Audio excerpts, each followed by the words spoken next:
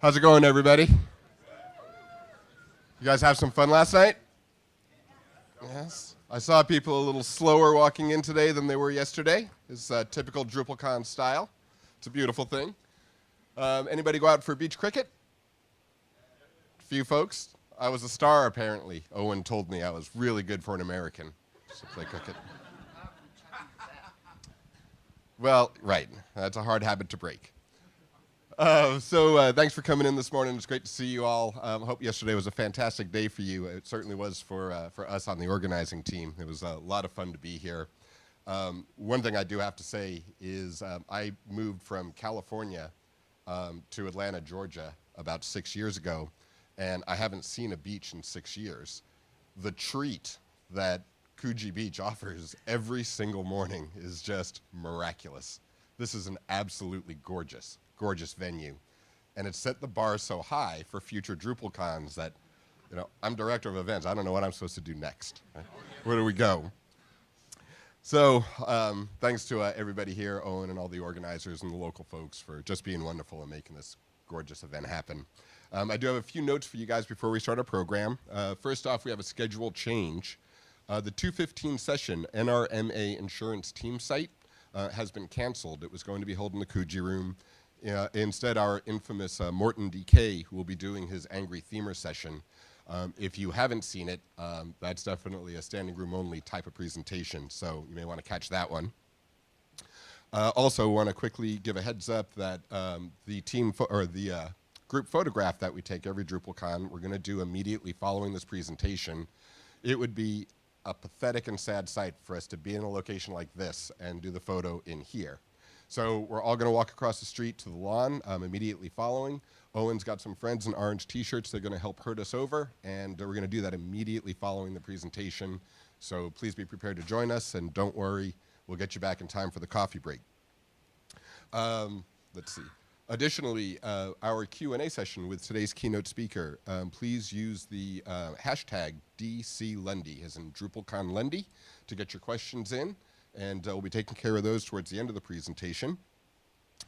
One other note that's come up is I understand that some people were not quite pleased with their t-shirt size selection, and there's been some requests to do a t-shirt swap. So we've organized at 10:45 in the Scarborough room upstairs exactly that. If you'd like a different size t-shirt, chances are there's somebody who would like your t-shirt. So go on up and meet each other and make that work out. All right. We have a new friend I'd like to introduce to you. I met this lady about 6 years ago when I was an independent contractor. I was working on DrupalCon as well as this other event, this N10 conference. This lady was the executive director of N10, and that was a community of about 60,000 people that were working to use technology to create change. And the thing that I kind of recognized immediately, one of the things that was really apparent was her relationship with her community, how fond they were of her, how open she was with them, and the ability to foster communications between them to further what their purpose and their goals were. So when I had spoken with some of the board members and they said, gee, do you know anybody who might be a great executive director for us? I said, there's this one lady that kind of comes to mind, and so I'd like to introduce you to her. If you would please, a warm round of applause for our new ED, Ms. Holly Ross.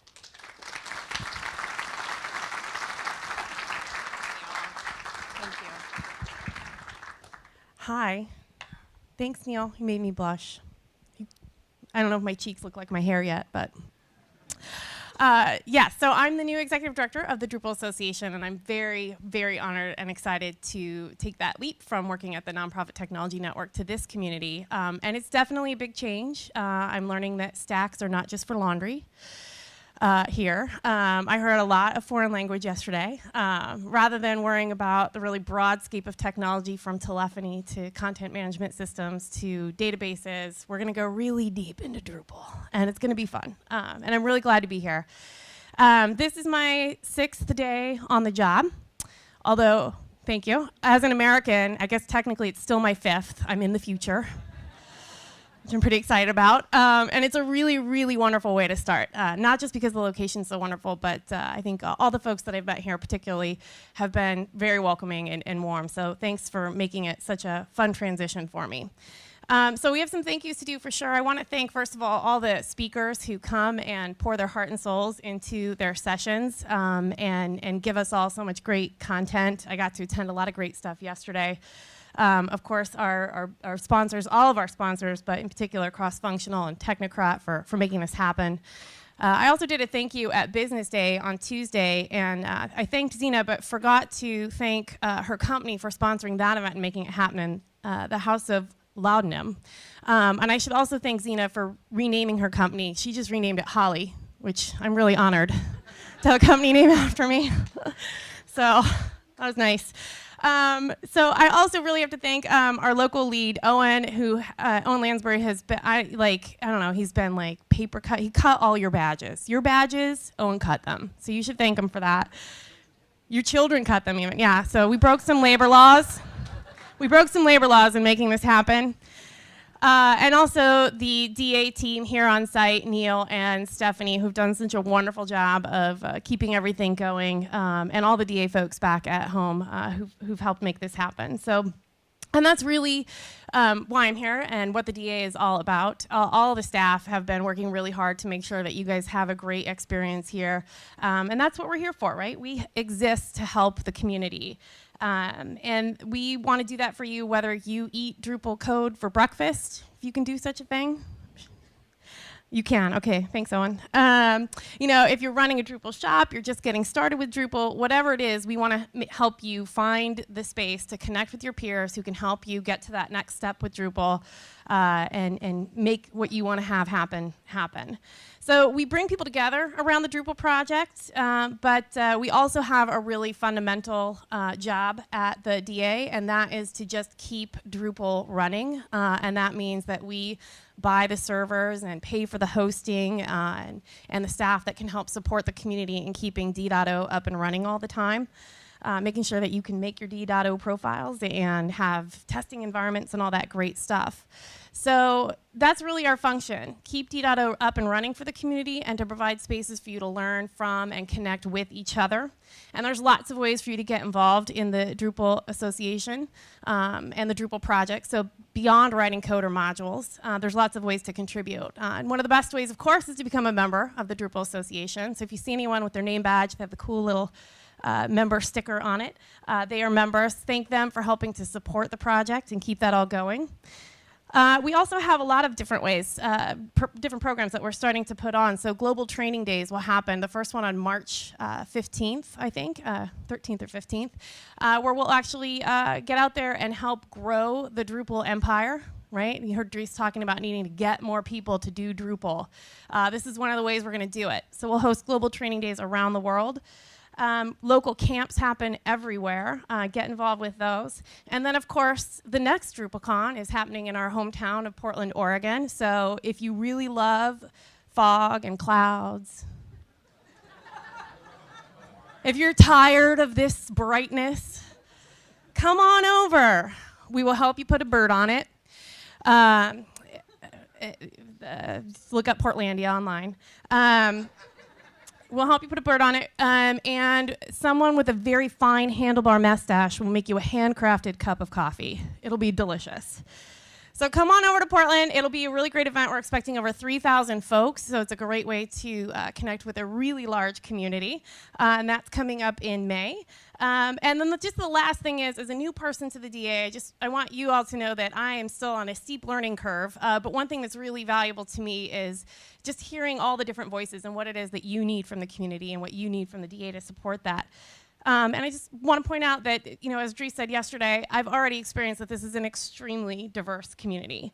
You guys have a lot of opinions. They're loud sometimes. I walked by the bar last night. So, and a lot of opinions is really good, right? That's what pushes us all to make the best Drupal that we can make, because we challenge each other and inspire each other to do more. It's a little bit messy, but it makes us stronger in the end. And I hope the DA can be, the home for that kind of work, for us to share those opinions with one another. And that means not just about the code, of course, but what you want that community to be. So that's what I'm here for. Come talk to me about it. I'm happy to have lots and lots of conversations. So that's the end of the DA talk, and we'll get to move on to the really fun stuff. I want to, it's my great pleasure to introduce today's keynote speaker. Senator Kate Lundy is the senator who has spearheaded a multitude of Government 2.0 initiatives here in Australia, and in 2010 was awarded the most influential person changing the world of internet and politics, which she received at the World E-Democracy Forum. So Senator Lundy, you'll be happy to know that yesterday we determined that Drupal saved the universe, so we're already well engaged in politics and technology here. So thank you so much. Please welcome Senator Kate Lundy. Thanks. I think I'm wired up, so That's you right. can have the microphone. Thank you so much, Holly. I'd like to begin by acknowledging the traditional owners of the land on which we're gathered today and pay my respects to their elders past and present. To Dries Berthart, congratulations for your creation in Drupal and for ensuring its continued evolution. Holly, congratulations on your new role with the Drupal Association. I'm sure you will make incredibly important contributions, and even though you are momentarily in the future, all I can say is make the most of it. And I would particularly like to acknowledge the work of Owen Lansbury, who I've got to know as I've arrived this morning, and Donna Benjamin for their ongoing commitment to putting conferences like this together and allowing us to participate and share our knowledge. I'd also like to welcome people from overseas and across Australia, developers and users of Drupal. I've attended a couple of Drupal events in previous years, and it's great to see how much it's grown, both in terms of functionality and, more importantly, as a community. I know this is the first DrupalCon to be held in the southern and eastern hemispheres, is that right? Southern hemispheres. And it's a sign, I think, of the extent of the reach of the community across the world, with DrupalCon's been held in more locations. So good luck with your challenge to find other excellent places in the Southern Hemisphere. I think you'll be hard to beat Coogee Beach. Ladies and gentlemen, it is a pleasure for me to be here. I've been in politics quite a long time now, coming up close to 17 years, and it's always an honour to address conferences like this. I'm going to go way back out, so big picture. And in doing so, I want to start by explaining my role within the federal government. I have an incredibly diverse set of ministerial portfolios, but they share some common themes in terms of what open source content management can achieve. I'll try and paint the picture. My responsibilities cover the public sector, the private sector, the community sectors, so I'll be making references to all of these throughout. I'm Minister Assisting for Industry and Innovation, and this has a particular focus with respect to ICT sector and public sector innovation. I'm also the Minister for Sport. You may have noticed that in the last day or so. And I'm Minister for Multicultural Affairs, which is an extraordinary area of social and economic policy. And a lot of the key issues in each of these portfolios come down to how organisations are managed, how they manage themselves, and how they interface with the communities they serve. Our private sector firms in Australia are facing a very tough competitive global environment, and we are an economy in the midst of a transition. As a government, we have legislated for a low carbon future by putting a price on carbon, and we're also in the midst of helping our private sector transform into that environment. We've also placed a very sharp focus on innovation. I'll talk a little bit more about that shortly. But to break through or even survive, our firms need to be more connected to their customers, suppliers, competitors, partners and researchers.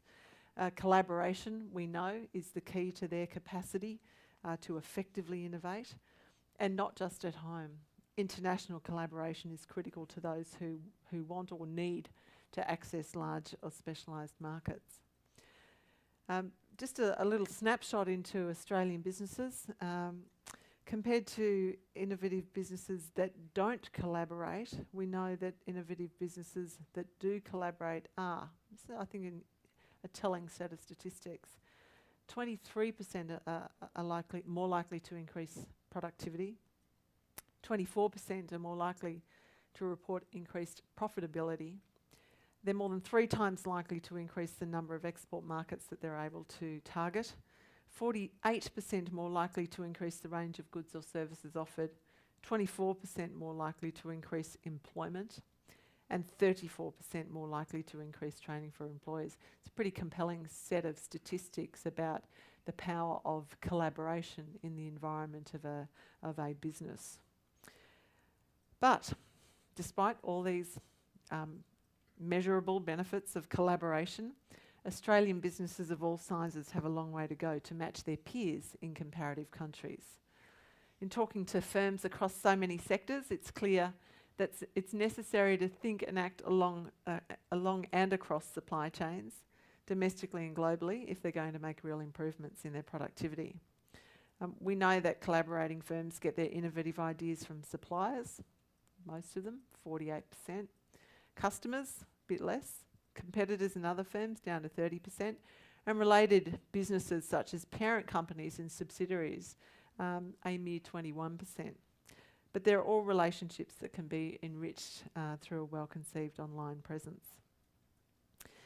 The Australian Government's innovation framework, so our big policy that pulls together our support for helping businesses become more innovative, is called Powering Ideas. It has collaboration, as you'd expect, as a major theme.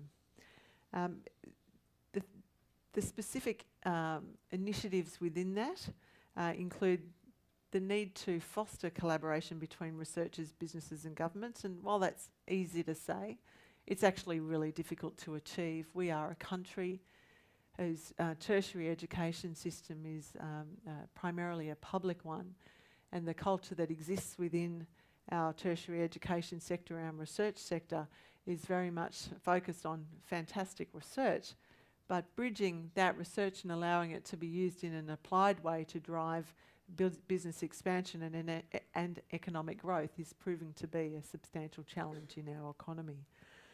So collaboration between researchers, business and government. The dissemination of new ideas across the economy, especially to small and medium businesses. International collaboration I've already mentioned, and public and community sector interaction to improve policy development and service delivery. More recently, the government's Asian Century White Paper outlines the government's vision for our future in our region. It places an emphasis on skills, creativity and closer relationships across sectors and national boundaries. We see the same types of collaborative opportunities and challenges facing non-government organisations. For instance, sporting clubs needing to connect with players, administrators, volunteers, parents, players, I've already said players, fans, potential fans, so reaching out into their market, their sponsors and their peak sporting bodies. They are under pressure all the time, and not least lately, to lift their governance and management standards, to be more outwardly focused, more inclusive and accountable, all on a shoestring budget. They need to do it in a cash-strapped environment where the skill set that they can reach is limited by the experience of their volunteers. Having a look at community organisations in our multicultural sector, arguably even more challenging, reaching out to people across language boundaries, quite extraordinary geographies in Australia, and not to mention at least the diverse cultures. So it doesn't matter what the nature of the challenge is, we need to share our business models and work with other organisations. And I think I'd like to use a particular case study to illustrate this point. Darri War Elders Group is an Indigenous group, and the elders group supports the Aboriginal community in Walgett in northwest New South Wales. Now, I grew up, spent the early years of my life up that way, not in Walgett, but in a town nearby. So I could really relate to this particular project. The group uses Drupal to operate a cultural values register. They use geographic information system to interface and log sites of high cultural value that are linked to audio, video and text. The register helps the elders protect the sites and fulfil their responsibilities as custodians of that land. It's also the basis for a range of educational projects that they are supporting and promoting within their community. Ultimately, the register plays an important role in preserving the knowledge, the contextual information about each site, the artefacts themselves, and contributes, therefore, to the holistic well-being of that community and that community's understanding of itself. The Elders Group has developed the register on a shoestring. They don't have a lot of funds. And with a minimum of modifications, the thing they like most about Drupal is that people with limited computing skills can collect, store and update the multimedia content. The Elders Group is hoping to migrate to a specialised Drupal platform, and I hope I've got this. Is it Mukatu? Is that how you say it, or is it Mukatu? Yeah. I've got a pronunciation here, but I couldn't even work that out. A mobile platform for managing and sharing digital culture heritage. And that was in fact developed in the US for Indigenous communities, archives, libraries and museums. So this is a great example of how this particular Indigenous Elders Group gets access to a platform that has cost a huge amount of money and expertise to develop. The current register project and the planning have already led to links with other Indigenous and collecting organisations in Australia and overseas. And I think this particular project is an example about how an open source CMS can engage people through a small organisation that has not got traditional or normal means to access this kind of technology to capture and share their information, and in this way help democratise knowledge about their ancient culture. It also demonstrates how open source tools help build relationships and connections between related organisations in that sense of community. One of the great challenges for all types of organisations is how to engage the skills, experience and passion of their employees. I know this in politics, I know it through my sports clubs, and I know it through business. And openness is a challenge for individuals as well as organisations. Our traditional ways of working, I suppose, make each of us isolated islands of information, of knowledge, and traditional formations of power within organisations. Information was power, so the more you had, the more powerful you were. Well, open source has certainly turned not only that on its head, but ultimately the doctrine about information being power. People who collect too much information and don't share it are not able to contribute in the way that those who can function effectively and confidently in an open environment can. People need to be able to be effective. People need to be able to work in shared workspaces. It's not only more efficient, creative and rewarding, but for many, it is a big leap. Now, I know I'm talking to the converted here, but for many organisations and workplaces, these fundamentals are still real barriers to change. For most organisations, open source CMSs are the most practical tool for sharing information, and even small organisations can start with something simple. A relatively small investment in the technology and a focus on processes can be the start of what are quite profound transformations. The challenge is changing work practices and reaching out to and designing for people who are not particularly IT literate, so that they can work in an online environment, just as we saw with the Dharawal Elders Group. It's empowering, and it's changing the way they think about themselves and project themselves into the broader community. I'd now like to turn to the contribution of open source content and tools that it can make to open government. It's an area that I'm particularly interested in, and it's quite easy to see that secrecy and closed structures and processes are the enemy of collaboration, and therefore where we need to go as a nation across all of our organisations, community, public, private. The more open we are, the more innovative we are. The more innovative we are, the more we will achieve our social and economic aspirations as a nation. To fulfil the spirit of open government, public sector bodies effectively need to turn themselves inside out. It isn't easy for institutions that have thrived on a closed culture for the last, well, depending on when they were established, 100 or even 200 years. We're talking about institutionalised processes that have resisted openness as part of who they are and how they were established. The Australian government has implemented an open government regime and supports open source tools, but ultimately their success depends on individuals and organisations breaking out of old habits and overcoming traditional fears. Sadly, some of my fellow parliamentarians still question the use of social media by public servants. Shock horror. Nothing is more guaranteed to send people back in their cocoons than a blanket condemnation of open technologies. And I think it's a shame where a lack of knowledge and understanding about the power of both open source and open methodologies are used to suppress innovation in the public sector in this way.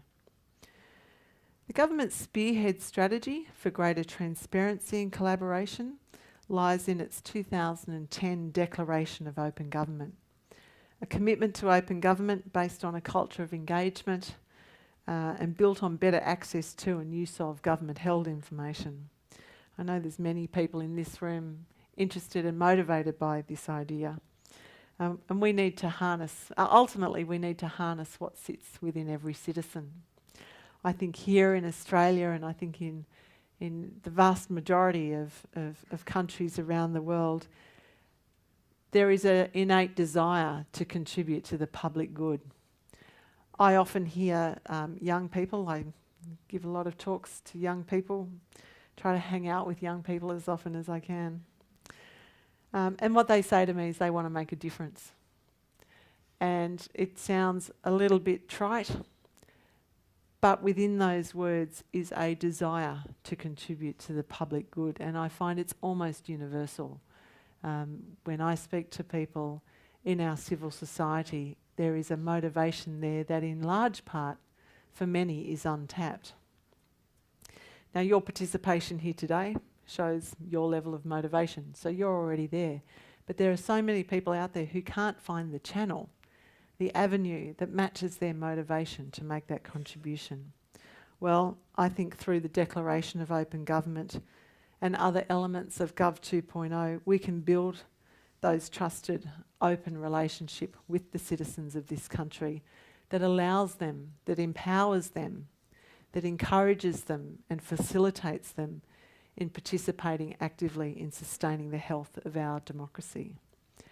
And it's the digital tools that facilitate that I think is where the future of democratic participation lies. Now, we in the government, we recognise the role of ICT and its contribution not only to the continual improvement of government service delivery, but fostering transparency in pursuit of those opportunities. And why? Why? Because it's about building trust. It's about building confidence and the role in the function of government and helping bring citizens and government closer together in a way that government responds to citizens' needs. Now, this all sounds a little bit esoteric, but it is about reconfiguring that relationship. You know, I mentioned I've been around for a long time, and in the past it was a, service model What do you need? We'll try to do it. In the past, there are some service models that have been so bureaucratic. They are impenetrable. And one of my roles as the local senator in my community was to help people penetrate impenetrable bureaucracies in trying to get things done. And that service model was that tension between, well, how good can that service be? How accessible is it for citizens? And just I better call my local member to help me resolve my problem because I can't work it out.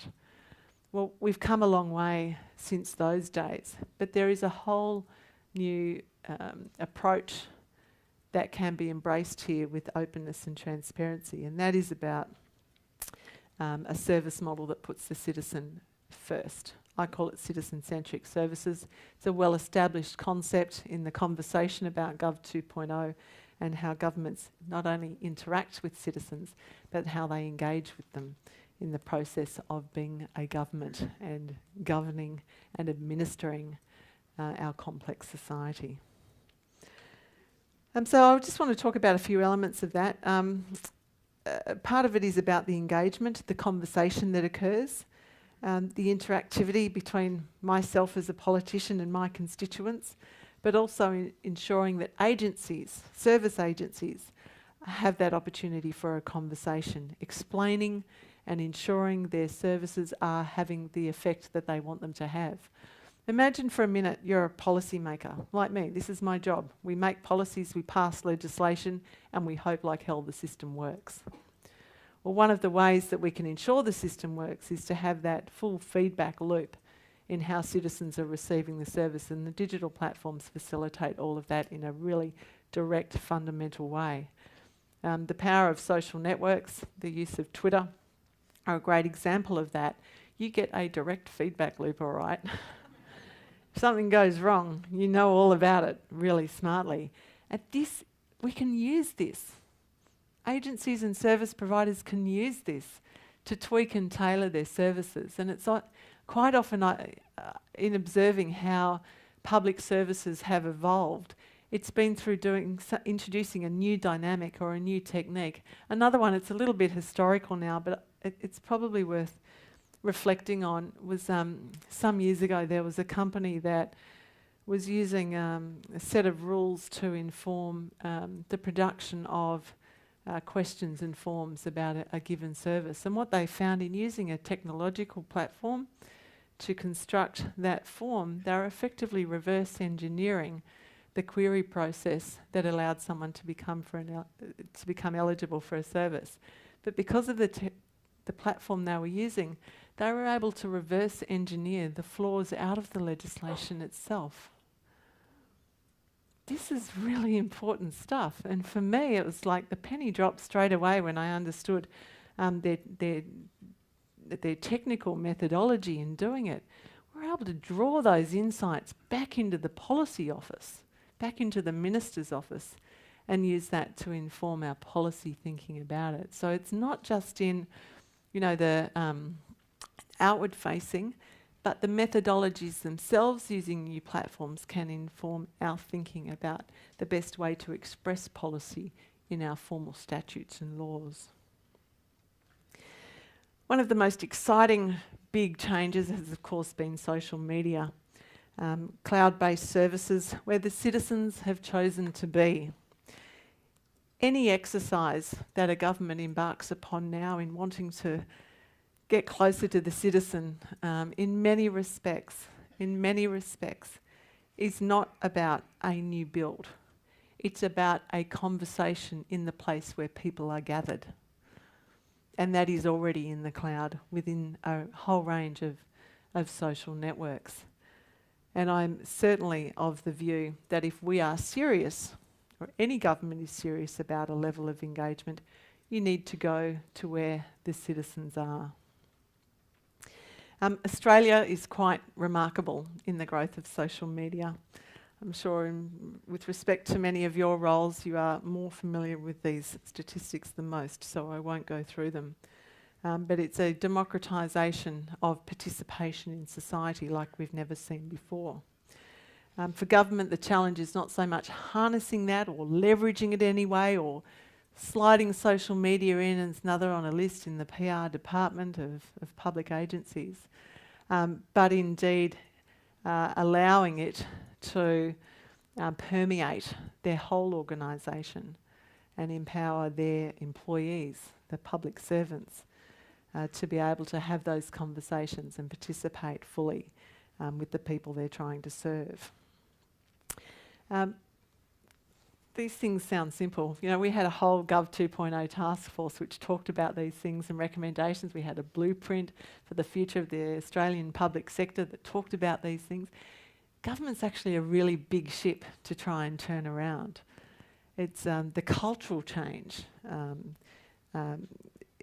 is enormous, and depending on the attitudes of, well, all levels, the leadership, very important. Middle management, far more important than any leader would like to think. And for the workers, the people actually delivering the service, quite often, in my experience, they're the most earnest and energetic and skilled up than any of the groups within a given organisation. So, incredibly important source of innovative ideas. But in a resource-constrained environment like the Australian Public Service, there's a great risk that the implementation of Gov 2.0 will be seen yet as another task, another cost centre on a growing list of things that need to be done. If we accept that technologies are a catalyst for changing culture, we must also accept that traditional technologies and traditional cultures are deeply intertwined. And these entrenched technologies and practices are not well understood. We actually know the new way better than we know the old way. They've been adopted through a process of indoctrination of doing things the way they've always been done. Habits learned over many years, power structures that are sustained by that way of doing things. I don't think these challenges are insurmountable, but it puts in perspective a high-level policy without the leadership at all levels through the organisation. A high-level policy in itself doesn't change things, and we've seen evidence of that. We've had our policy in place for a while now. It's a very slow ship in many respects. But I expect the government's forthcoming digital economy white paper will complement the efforts of the Gov 2.0 initiatives, but by focusing our broader national digital capabilities. In part, this is about access and digital inclusion, closing the digital divide. I think most of you know how proud I am to be part of a government that's investing in a universal high bandwidth network for Australia.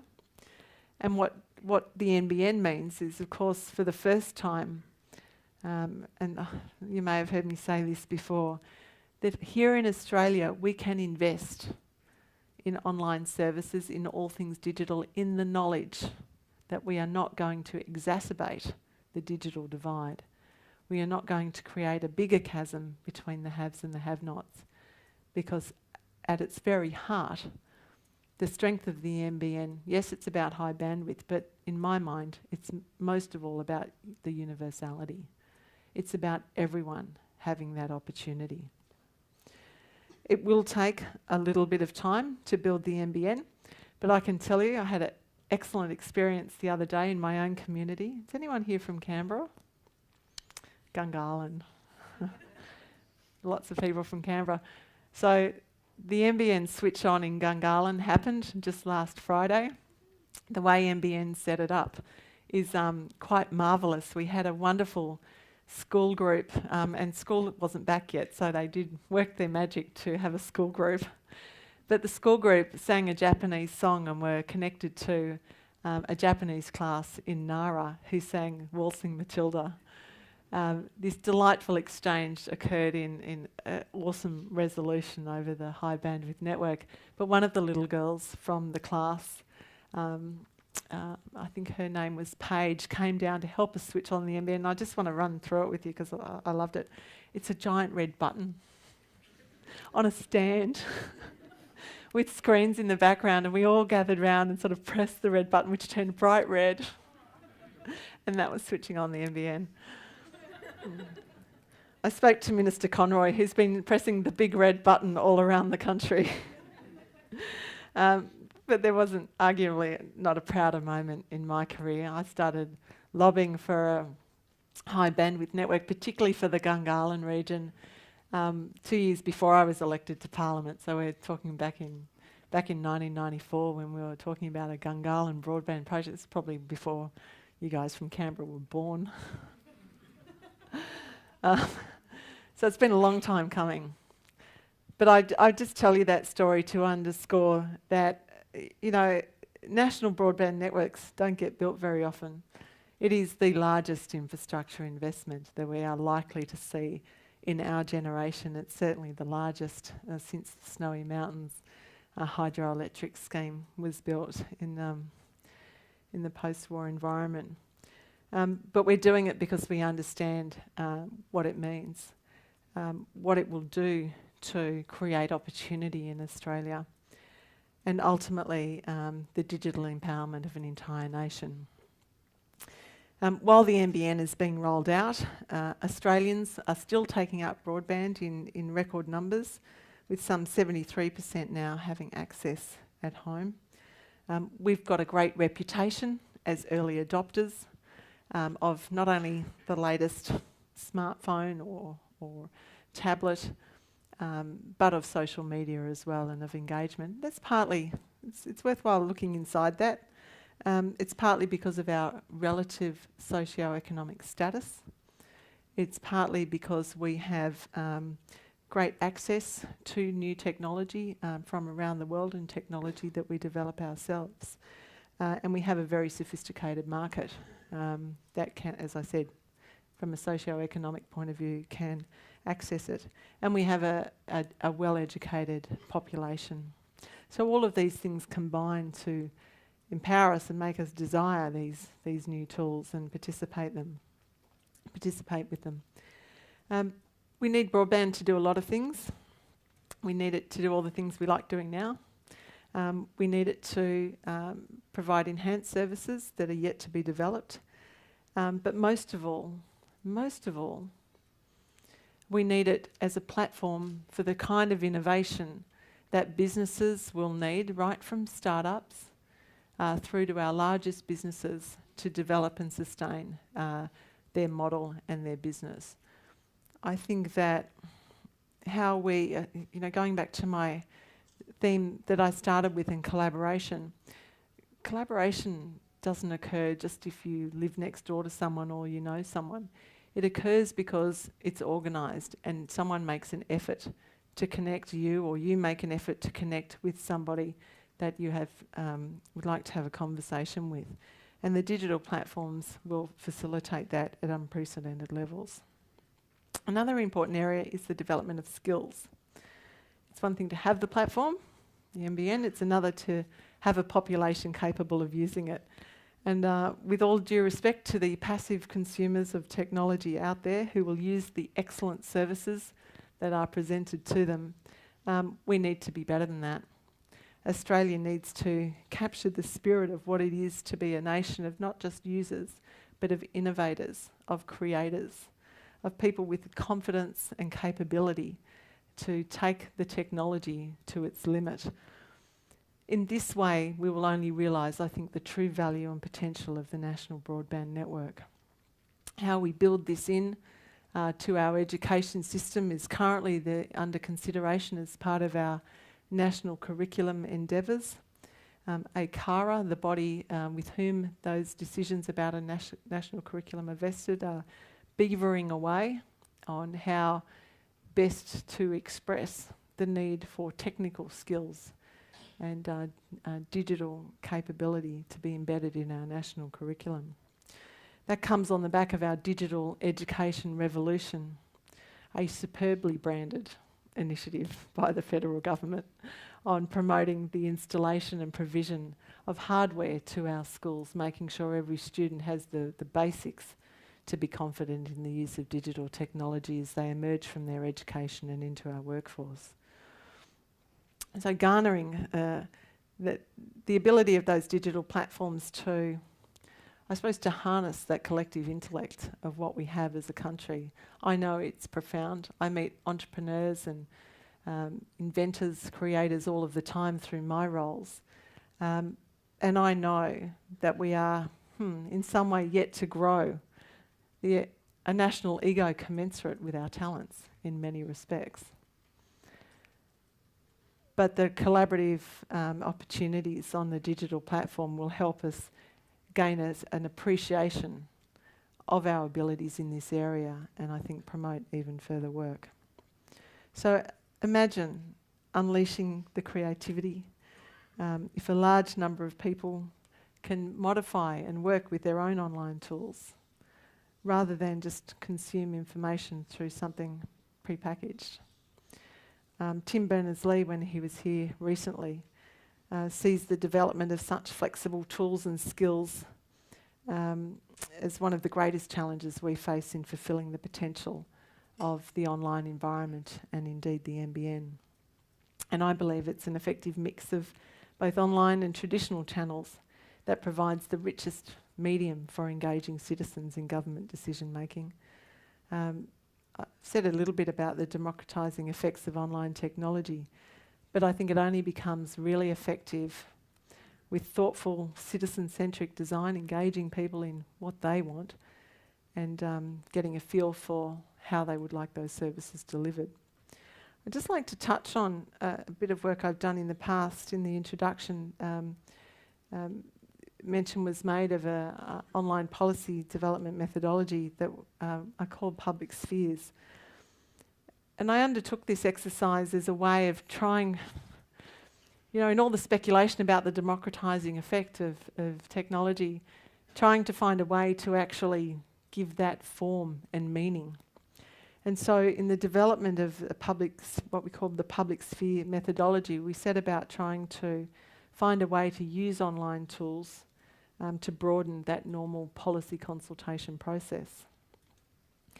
And the methodology that we used, which was ultimately recognised in the award that was mentioned, was unique in a couple of ways. One of the ways it was unique was that there was no build. We used existing open platforms on the internet, including the social networking environments, WordPress, which is my website with a few tweaks, and I think on one of the public spheres up to about 10 different social networking channels through which people could participate.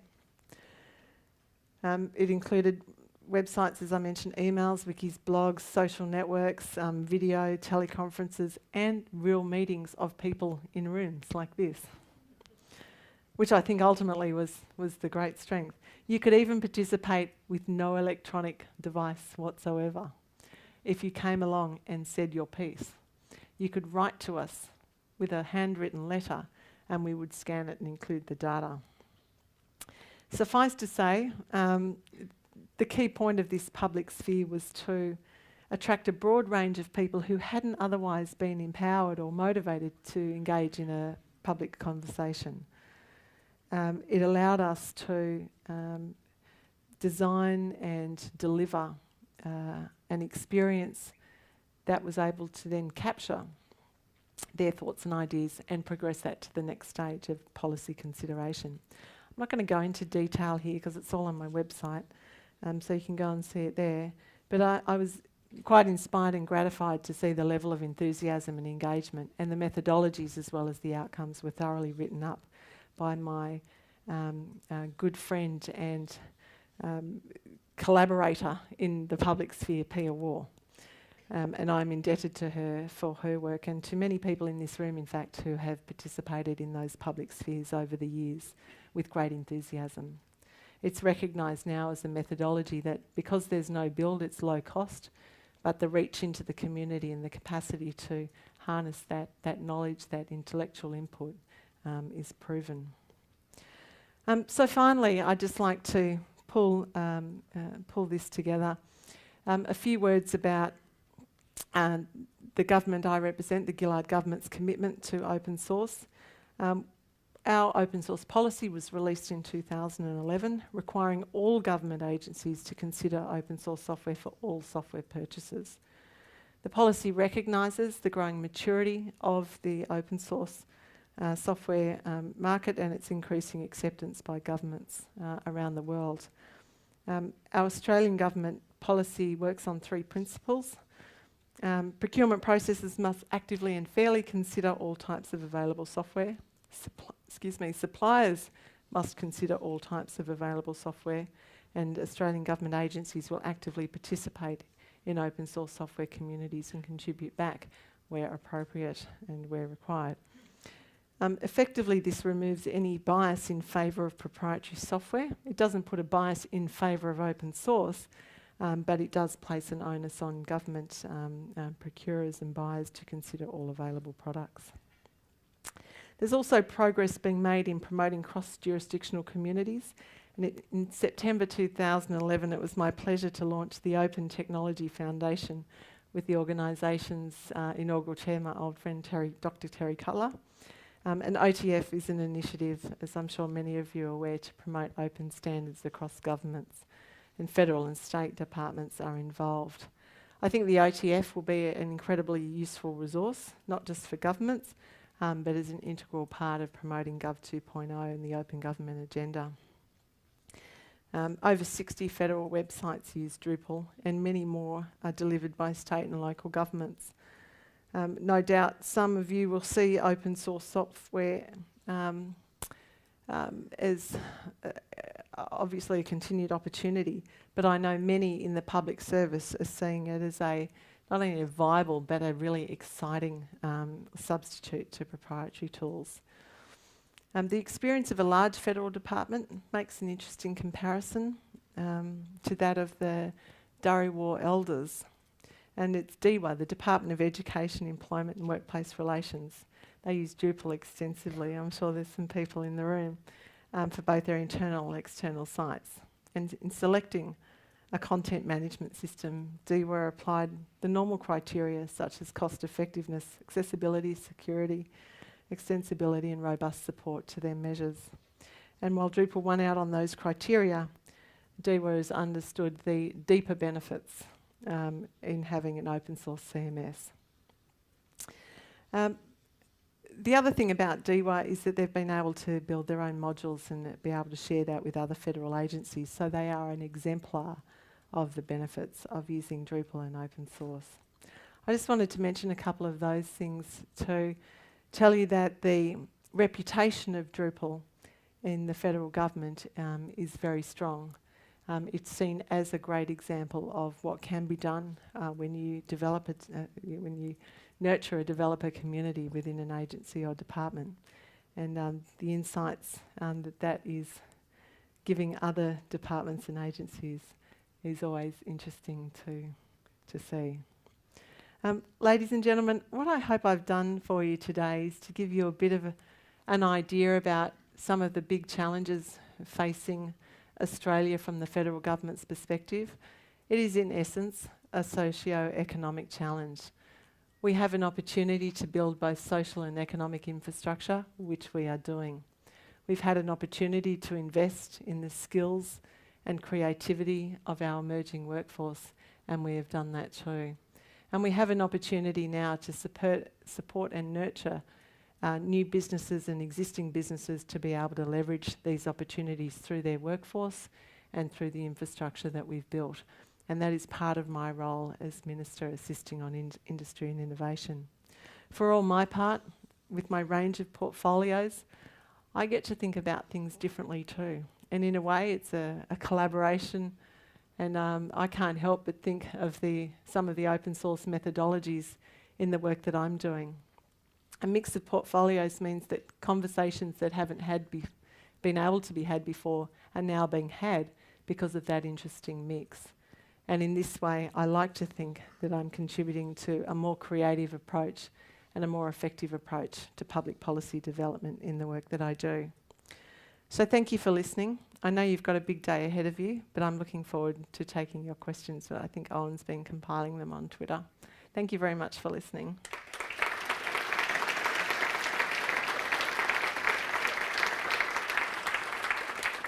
Thanks, Kate. Is my mic on? Yep. So I did want to really thank Kate for joining us here. It's a big honour to have her here, and especially for saying the things about Drupal that you have. Obviously, it's been a pretty hectic 24 hours for you, and it was very generous of you to move that press conference to yesterday so that you could still join us here. I did that for you.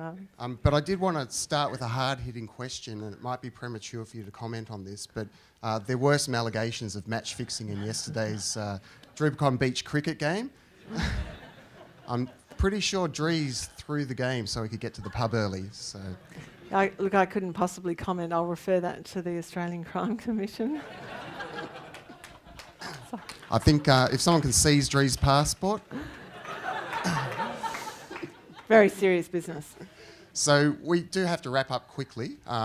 So unfortunately, we've only got time for a couple of questions. So I think one of the key questions that came up was, now that you're actually a member of the cabinet, you do have ideas about open government and open source technology that are sometimes counter to some of your colleagues. And what type of influence do you feel that you've been able to have since becoming a cabinet member? Look, influence in government's a complicated thing, particularly once you are a minister. My charter is very much my portfolios. That is my job. But as politicians, you can never leave behind what you're passionate about and what you care about, and it inevitably informs every conversation that you have or that you contribute to. So I guess the best way to answer it, I like to think I'm making a difference in this regard. The opportunities I had in the previous term on the backbench doing a lot of that work on Gov 2.0, I was working very closely with the then Minister for Finance, Lundy Tanner, and his motivation. So as an individual politician, there is a lot you can do, but when you're working with a group of people who are so motivated to achieve the same kind of goals, it becomes more effective. And there is a great team of people within the Labor government, within the Gillard government, who are so motivated, and that's why we're seeing, I think, progress on Gov 2.0 and open government. It's not without its challenges, and I have to say the political environment, it's pretty toxic generally most of the time. That creates an even more challenging environment all around. But we've made legislative change too, which I didn't mention in relation to FOI, which is pushing more and more stuff out into the public domain all of the time. And in this way, openness is becoming the norm as opposed to the exception. And we've got activities happening on a lot of fronts. So it's not just my portfolio. In fact, it's less my portfolio and my scope in my day-to-day work than it was before. But we'll keep moving. Yep. And just to wrap things up, obviously for those that aren't from Australia, we're entering into a very long election cycle. And what issues at a technology level are you expecting to come up outside of just general issues around the NBN? Yeah. Look, good question.